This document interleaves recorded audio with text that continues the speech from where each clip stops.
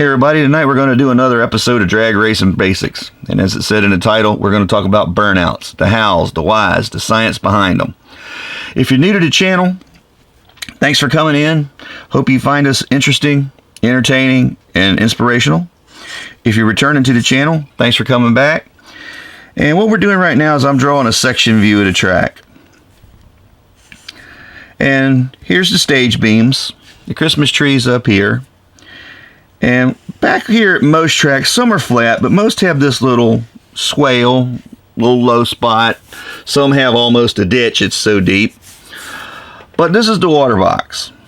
And there's a little bit of water laying down here in the bottom of it. Now, this is right in front of the water box, between the stage beams and the water box is where the burnout takes place. Now, some cars just want to heat their tires up. That's the ones that you see, your typical sportsman cars, they don't burn through the stage beams. They're just getting their tires hot to help them stick to the traction adhesives that have been sprayed on the track. If it's a dry track, it helps them stick to the rubber. If it's a concrete track, it helps them stick to the concrete. But if you've ever noticed, if you look down a drag strip, it's got a hard, black, shiny look to it when it's been run on some. And when it's freshly cleaned, it's kind of all the same color. That hard, shiny part is rubber. And hot rubber sticks to cold rubber better than cold rubber sticks to cold rubber. That's the purpose behind the burnouts. Get some heat in the tires. Now, modern tires have traction additives made into the rubber, into the compound. And as you heat them up, that comes out to the surface and aids in keeping the car hooked to the track or providing traction to get down the track. So, that's why we do our burnout. Now, big cars that you see on TV, like Top Fuel dragsters and Pro Mods and all that burn all the way through, that's kind of twofold. They got bigger tires, so it takes longer to heat them up. You want the air inside the tires to get warm too. Helps keep the tire warm. But they also are laying down a layer of rubber out 30, 40, 50, 60 feet, however far they choose to go, so that they're rolling on a fresh layer of their own rubber laid down on top of the groove. And that's where the whole staying in the groove thing comes in. And the groove may be left, right for your car, but that is what that's all about, is getting a fresh layer of rubber down. So let's go back to the burnout itself. I'm going to stick to rear wheel drive cars. Front wheel drive cars would be the same, except leave the front wheel part out.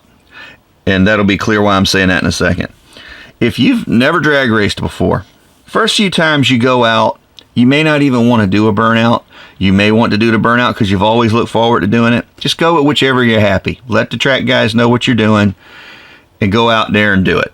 Now, once you've made the decision to go ahead and do a burnout, you'll feel your front wheels roll through the swale. That'll kind of give you an idea how far do you feel it drop.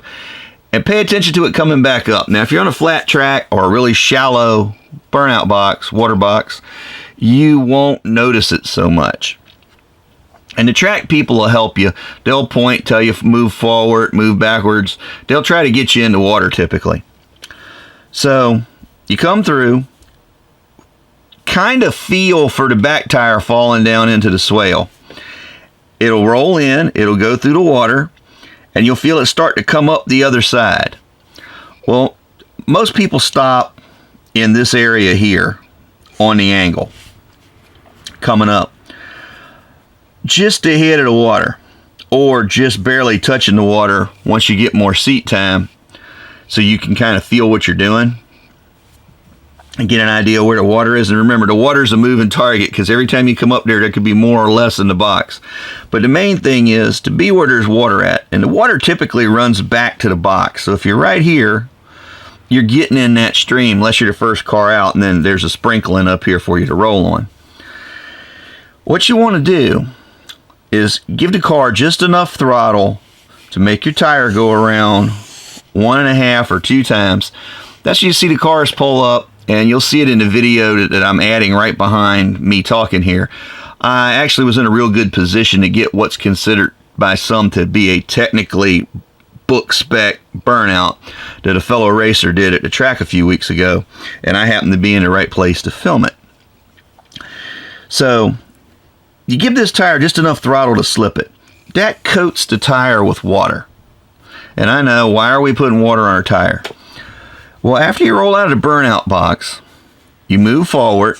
The track crew will tell you to hold while the cars in front of you go, or if you're the first car out, they're just getting everything straight. And then they'll tell you to go ahead and give you the thumbs up or the hands up to go ahead and do your burnout. That water has run around your tire once you stop moving that you put on when you slipped it back here, and it's now right under your tire. And the car will usually move forward just a little bit and get on that water. And that water will then be pushed back under the tire just by natural forces. And you're actually sitting on a layer of rubber as you break the tires loose to start the burnout. That's why when a burnout starts, it seems like the tire goes for a second, and then all of a sudden you hear the engine load up, or the load on the engine get harder, and the tires begin to smoke. They've cooked the water or spun the water out from under the tire. Now they're actually doing the burnout. But what the water's for is to make it easier for the car to do the burnout. Modern tires, especially the really big ones, are so sticky that it's hard for the car to actually start the burnout. And it takes a lot to break a tire loose out there on that drag strip if it's prepped correctly. And you got all kinds of rubbers laid down back here in the burnout area from all the different kind of tires. You got glue that was brought back around from the last pass. And right here is so sticky on a hot day, usually it'll pull the shoes off your feet.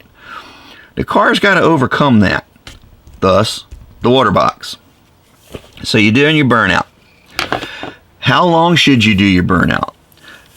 Each tire manufacturer recommends a different amount of burnout on a tire. Some say do a quick, just get them hot, starting to smoke. Others will say burn them for a certain amount of seconds. Others will say you'll burn and move forward. But what happens if you burn them too long? And let's just draw a cross section of a tire here. Now I'm just going to draw a drag slick with a really skinny rim. Here's the edge of the actual traction patch of the tire. There's additives in this rubber. It's different types of rubber in this rubber. And as it burns, let me draw a clean view of it here. As it burns, all that stuff's moving to the outside. And it'll do what we call balling up. And that's when you walk by a slick and it looks like it's got this little, I don't know, call it ears. It looks like it's got ears sticking off of it.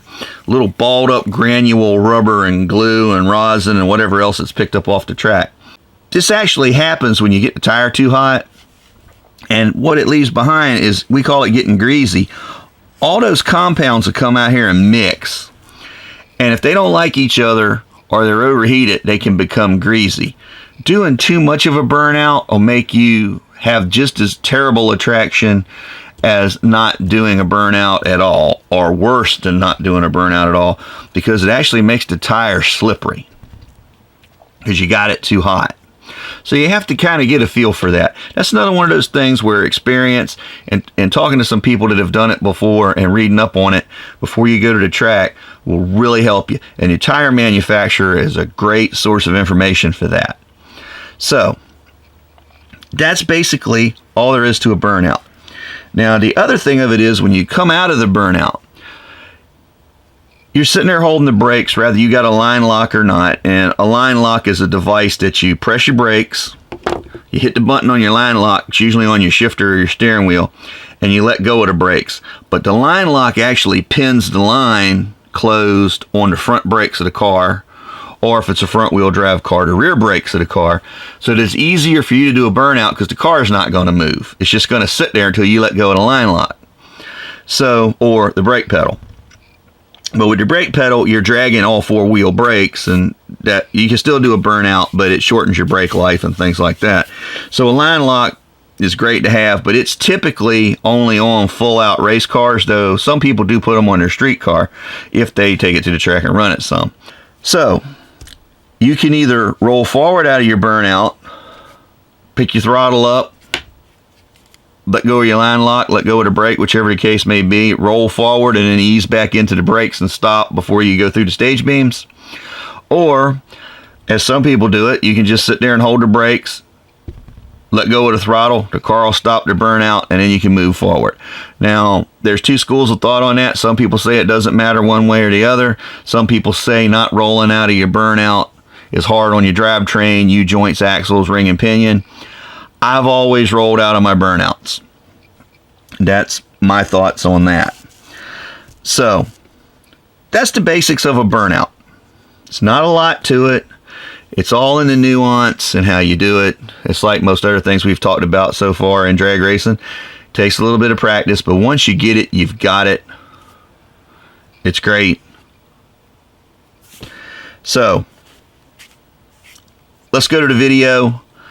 You'll see the Mustang roll through, and I shot it down low because he typically does the perfect burnout, and I needed it for the video. And like I say, I happened to be standing there, so I shot it real quick. But you'll see it pull up, wet the tires, move forward, and then do the burnout. Hope you find this helpful. Let's go to the video.